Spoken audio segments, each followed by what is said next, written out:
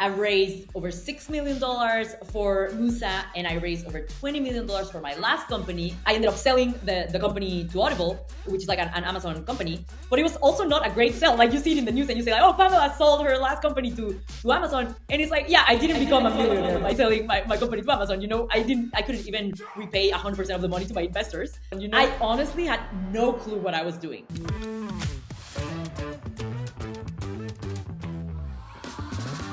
Welcome to Unplannable, the podcast for people whose lives did not go according to plan or they were not supposed to succeed, and they're killing it anyway. Join me for the behind the scenes of how people got amazing jobs and careers, even though they didn't go to the perfect school, they didn't choose the perfect major, they didn't have the perfect job after college, and honestly, they kind of didn't know what they were doing, but they figured it out as they went. I'm your host, Gina, and I was voted most likely to drop out of college, and I did. I also got fired and laid off before I was hired to be the head of growth and marketing at Duolingo, built my own venture capital firm since, met a president at the White House, worked on a presidential campaign, and I'm now building my own venture-backed startup. Feel like everyone else has a map but you don't? Great, you're in the right place. No plan, no problem. Welcome to Unplannable. Pame, thank you so much for joining me on the Unplannable podcast by Outsmart. Thank you so much for having me. I'm super excited to be here. Tell us who you are, but just the A side. So, just sell me Pamela Valdez like you're like the next president of the United States, and then we can go into your B side. So my name is Pamela. I'm the CEO and founder of Musa. Musa is now one of the fastest growing consumer apps for women. We built a self-care dragon that helps women understand their menstrual cycle symptoms.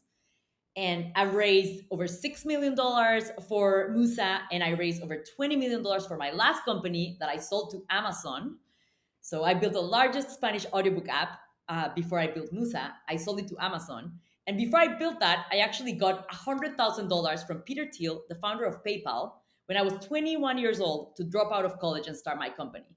And I also got into Y Combinator, which is one of the most selective startup accelerators, right? So if we tell the story like the way things happened, I was a 20-year-old person in college that got selected by Peter Thiel with $100,000 to drop out of college, then joined Y Combinator, raised over $20 million, built a gigantic company in audiobooks, sold it to Amazon, and then started a new company that is targeting women that has already raised $6 million and is crushing it.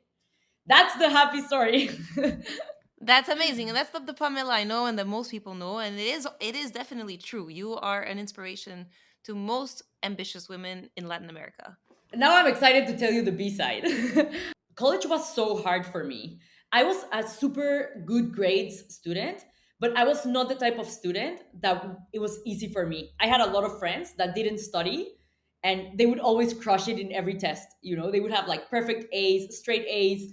I was not that type of student. I actually had to work 3 times as hard, like compared to my friends, to get the same grades. And at one point, I go on exchange to the United States, to University of Texas at Austin. And I figure out this word called startup. And there's like entrepreneurship and startups, and there's like this other path that people can take. And there's like these people who are dropouts and are building cool stuff. And I'm like, that sounds like my tribe.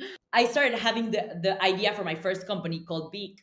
I'm told by my university to join a contest that if I win the contest, I am able to go to MIT for the summer and get like, basically mentorship. And it's like an accelerator program for my company, for my startup idea, right?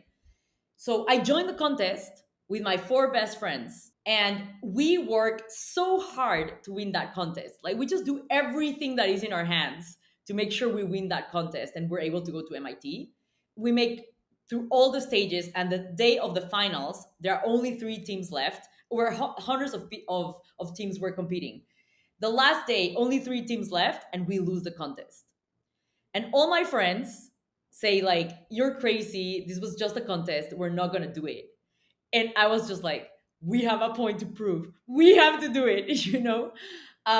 So all my friends quit, I am left alone, and I decide that I just have a point to prove and I want to pursue building this company.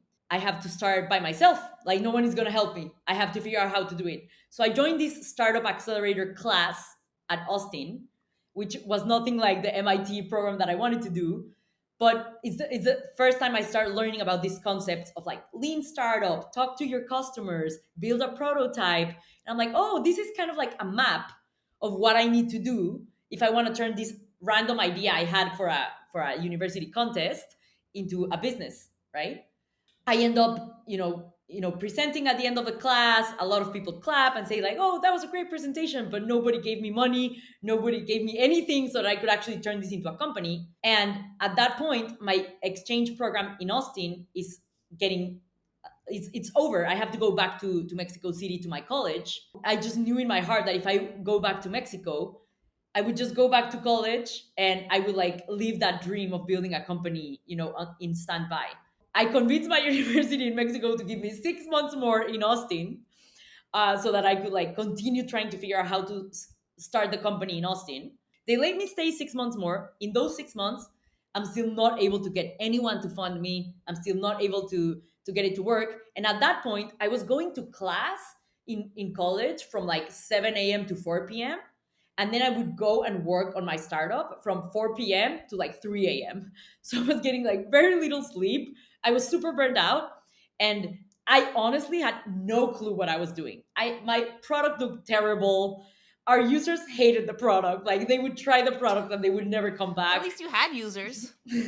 Yes, yes, because I've always been a hustler. Like I just figure out how to get people to pay attention to what I want to do. But then that's not enough. You also need to get people to stick. So I was really good at getting people in the door, but then I wasn't able to like retain them. My university is like, you cannot have 6 months more. You have to come back to Mexico. So I tell my dad, like, please, is there any way that you can help me just like, pay for my rent in Austin so that I can continue 6 months more? And my dad is like the best person in the world. And he's like, fine, I'll just pay for your rent. You'll have to pay for your food for 6 months. And if in 6 months you're not able to get someone who is not your dad to bet on you and give you money for this company, you have to go back to college. So in those 6 months, I pitched 100 investors in Austin. 100 investors. I literally said like it's a numbers game. Like it's gonna be a number of no's before I get to the first yes. And I literally get to 100 no's. And I was just like, this is impossible, Like there's no way the number is 100.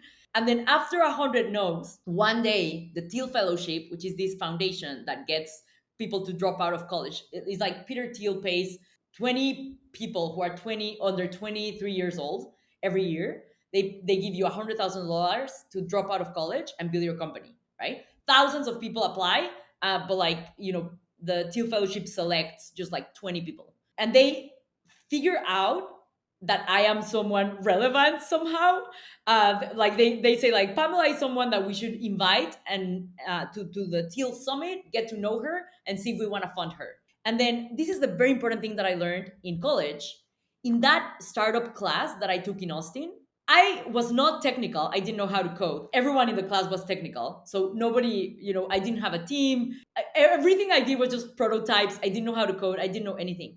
But I was always selling. And I was always making sure whatever we had to do in the class, I would do it first and I would do it perfect. So the professor from that class always had me top of mind. One day, the Teal Fellowship reached out to him and asked him, who should drop out of college from your class? And I was top of mind. So he said, you have to meet Pamela. So then the Teal Fellowship invites me. They see me. They say, take $100,000, drop out of college, build your company. And at that point, I had 1 month left of the 6 months from my dad. And after 100 no's, I was able to get the first yes.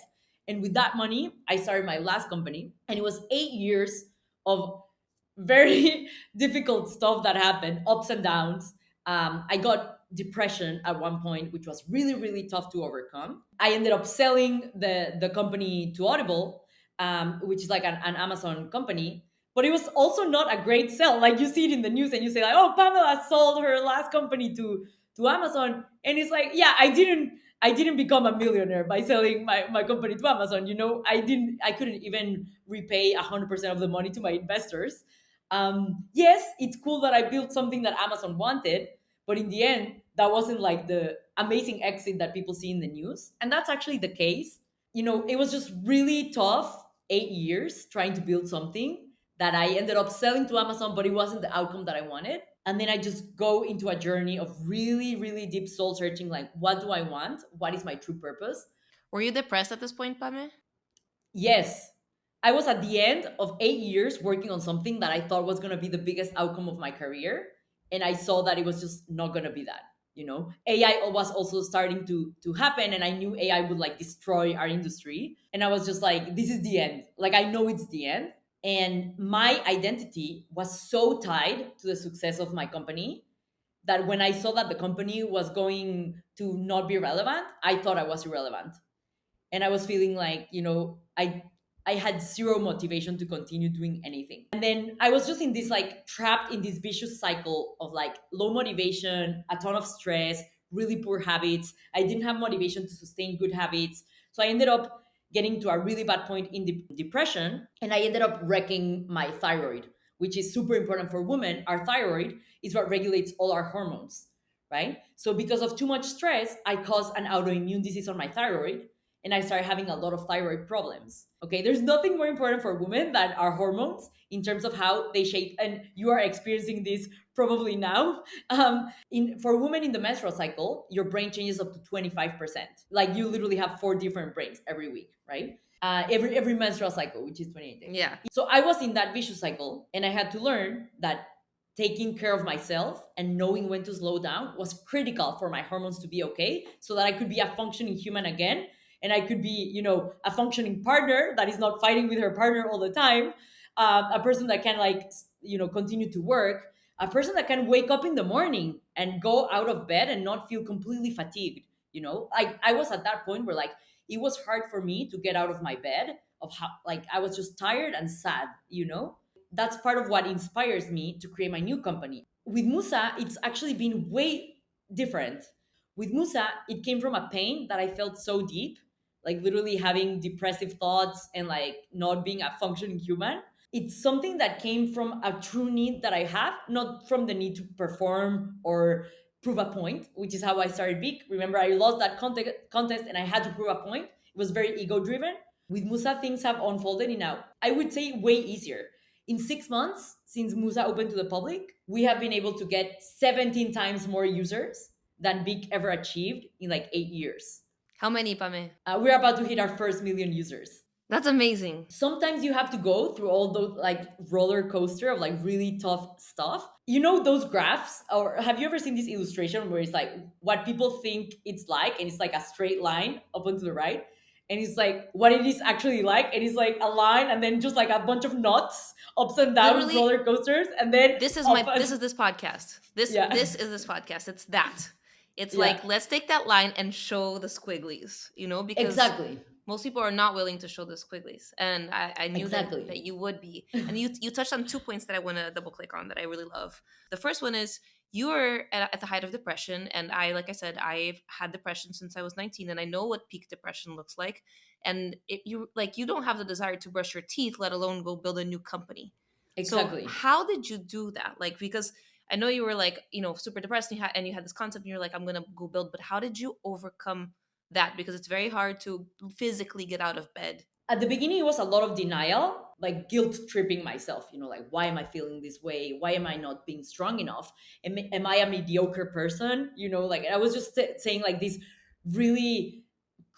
critic voice inside my head was super, super strong. And at one point, I feel like having this, like, external perspective, like having a good partner or a good friend that is an external perspective, is always a superpower, because sometimes they can see patterns that you cannot see. So in this case, it was my husband, who he has been with. We've been together for 12 years now, and he told me, like, you have been feeling like shit for like a year. This is not the normal pattern. There's something different happening here.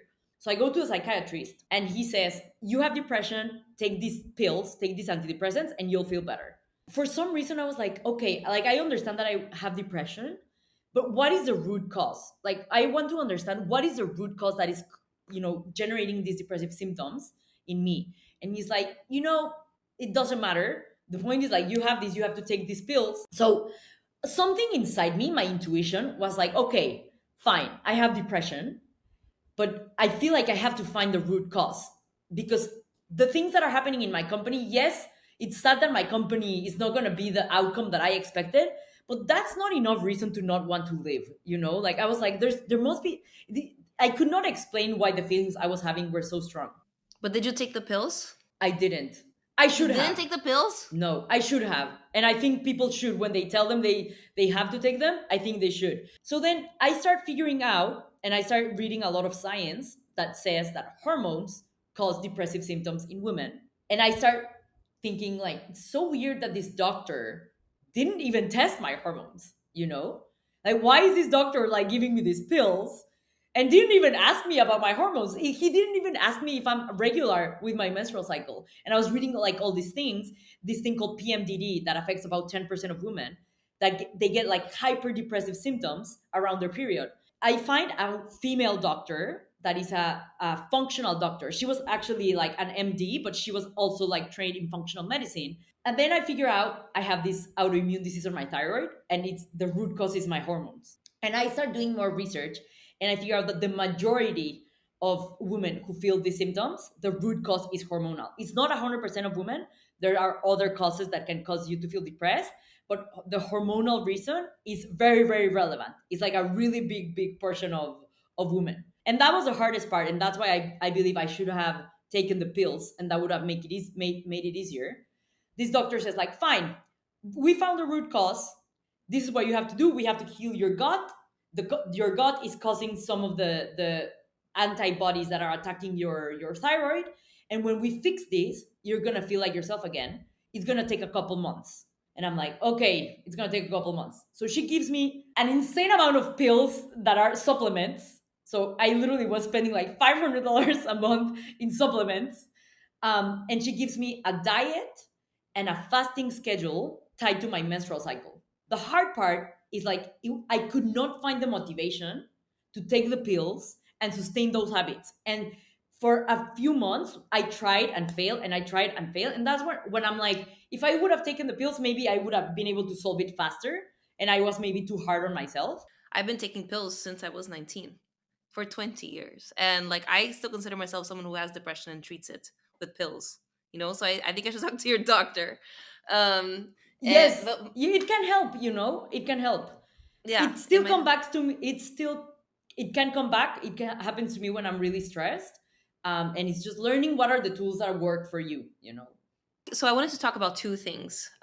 One is success, because we've talked about like a little bit about your success story, but sort of like the underlying points of that.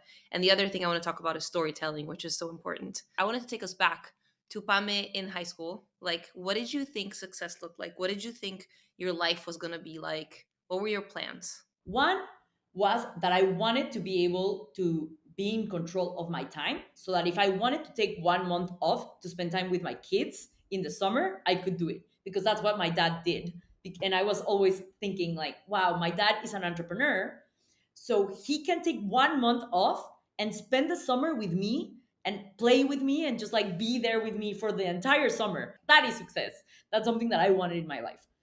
And then the other thing was that I wanted to achieve something that was so important and relevant to the world, that all the people who bullied me growing up would say like, oh my god, I cannot believe she was able to do it. I suffered a lot of bullying growing up when I was little.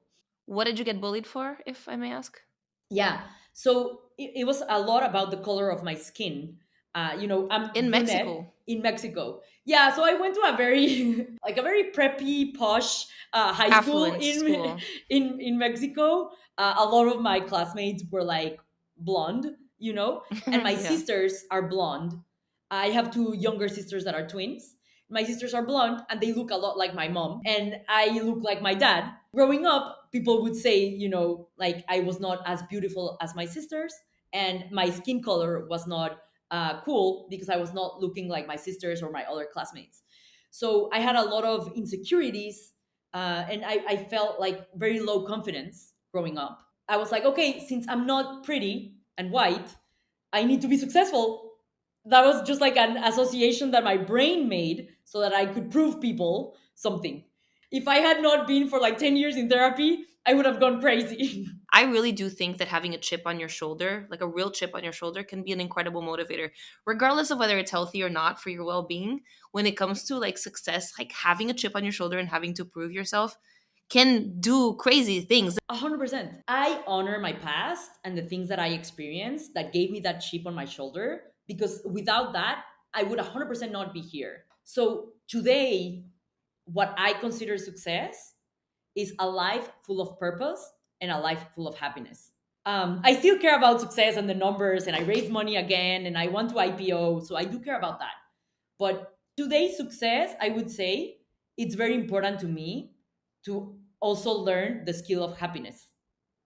Happiness is a skill. A lot of people don't know that. Tell me more. So, How do you learn happiness? Like, give me yeah. examples. So, happiness, this is the best definition that I have found for happiness that works for me, is like haves over wants. If you have a lot of wants, anything that you put on the top will get divided into a ton of wants. So then your happiness will, like, you will always struggle to feel happy, right? But if you don't want a lot of stuff, anything you have will feel like a lot. So, for example, what part of the skill of like managing those haves over wants and having like a good, healthy level of happiness is choosing your desires, right? If I want to be fit and beautiful and healthy and successful and have 10 kids, and like, I will never be happy. It's just like having everything. But if I pick my desires wisely and I'm like, okay, I won't have a supermodel body because I don't have the time to go 3 hours to the gym every day. I want to be healthy to feel good and like have longevity and all of these. But the thing that is my biggest desire is to get Musa to 1 billion users. So that's the only thing that I'm willing to sacrifice my happiness to a degree for.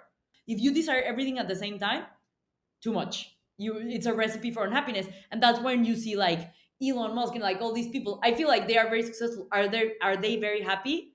I don't know. You find this like joyful purpose of your life, you can actually do both of them together. That's amazing and brilliant, Pame. And like, really, like it makes so much sense.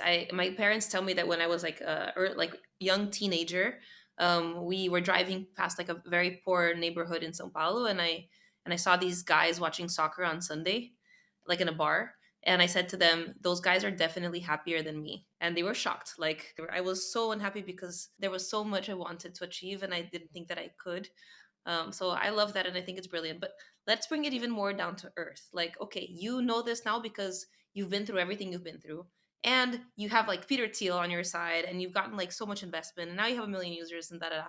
But like, let's say that you could go back in time and talk to like Pame in high school. How could you have like helped yourself make decisions that would have maybe cut some of that suffering along the way? Or like, what would you change? What's advice we could give like teenagers today? It's called, in the popular culture, it's called growth mindset. But technically, down to earth, what it means is life is about number of repetitions. Your outcome, whatever outcome you achieve in life, will be multiplied by a factor of luck. Okay, that you cannot control. You can call it luck, you can call it God, you can call it astrology, the laws of the universe, whatever you want. But then what you can control is the number of repetitions, and continuing to motivate yourself to just one rep more, one rep more, one rep more. So I am a surfer. Something that I really love is surfing. It's one of my best analogies in the world for happiness, because when I surf, 99% of the session I'm struggling. It's paddling, it's getting, hit by the waves. And 1% of the session that I go surfing, I am actually riding the wave, enjoying. And that is life, right? 99% struggle, 1% happiness. That's just like the reality. But if I go out of the ocean, I won't catch waves. If I continue paddling, I will eventually get a wave that I can ride. So the only thing that you can control is the number of repetitions. And the way you stay motivated in the number of repetitions is enjoying the learnings and not the results. One of the main reasons why Duolingo succeeded is because it became amazing at doing 1 million experiments with statistical significance. And we never talked about the failed experiments, which, by the way, were most of them. We just talked about the amazing experiments that succeeded, and over and over and over, and building that machine and just getting better at building the machine of experiments. Like, One of our company values literally is build the system that discovers. I always tell my team, like, you don't have to be the genius with the idea. You have to be the person that builds the system that always discovers the idea after a million repetitions. I'm stealing that right now. Build a system that discovers. Like Build we a need system that that at discovers, Outsmart. yeah. Yeah, yeah, no, that's brilliant. That's brilliant. And are you successful today, do you think? Would you say you're Yes. successful? Yes, I am very successful. I have not achieved the material success in terms of like revenue numbers and like all the things that I want to achieve for Musa, but I feel successful already, because I feel happy. That number of like halves over ones is in a really healthy spot right now. Okay, I wanted to quickly touch on the topic of storytelling, because like, you know, you and I can be super open about things now because we have self-confidence, because we've gotten to a place where we feel good. But half of success is not just like doing things really well and learning and repetition, it's also getting people to believe in you, like Peter Thiel, like your dad, or like your users and like your investors who watched you fail and not return their money, but like are still believers in you. Part of that is telling a story. I guess what tips would you give yourself in terms of the importance of like telling your story and advocating for yourself, like what to highlight, what not to highlight, so that people believe in you and you get opportunities? One is that you need to know your audience. The way I get users to believe in Musa and what I tell them to believe in Musa is completely different to what I tell investors. My users are women with anxiety and depression and who don't like, get a lot of PMS in their menstrual cycle. My investors are like, 40-year-old VCs in Silicon Valley who had never had a cramp, and have never felt PMS. So I need to know my audience so that I can talk to my audience in terms of what is relevant to them. That's very important. And then the other one is authenticity. You need to really embody what you're saying. Like, you need to believe the story yourself so deeply that you are convincing. You cannot tell a story that is fake. You need to be very authentic. That requires a lot of personal, like inner work and inner discovery. Like, get to truly know yourself. What do you want? What do you like? What who is your true self, and how can you turn this into a story? So I'll give you an example. In my pitch for Musa to raise the 6 million, the thing I told to my investors was telling them that my husband had 4 wives. That's how I got their attention. And I explained he has 4 wives because I have 4 different brains every month, you know? And I was like, and they were immediately like, oh yeah, I know that brain of my wife when she's like close to her period. You need to find those like stories that are very unique to you, that will help you give the narrative and portray it in a narrative that feels authentic to you. And by the way, I think that ChatGPT is amazing at helping with that. When you're a teenager, you think you're not good at anything. But I think when you like, I talk to ChatGPT all the time, and then you can be like, okay, based on what you know about me, what am I good at? 100%. Now you can use that, and you can also ask ChatGPT like to be like, "Hey, act like a 40-year-old VC in Menlo, in Sand Hill Road." What would they feel skeptic about? Maybe you can like role play with ChatGPT to figure out that what are the things that your audience needs to hear, so that they are going to be hooked. Pamit, to end the interview, I have one last question. You know, the podcast is called Unplannable, and it's about like how we want to plan everything, but it's basically impossible, especially if you're a woman and you have your cycle.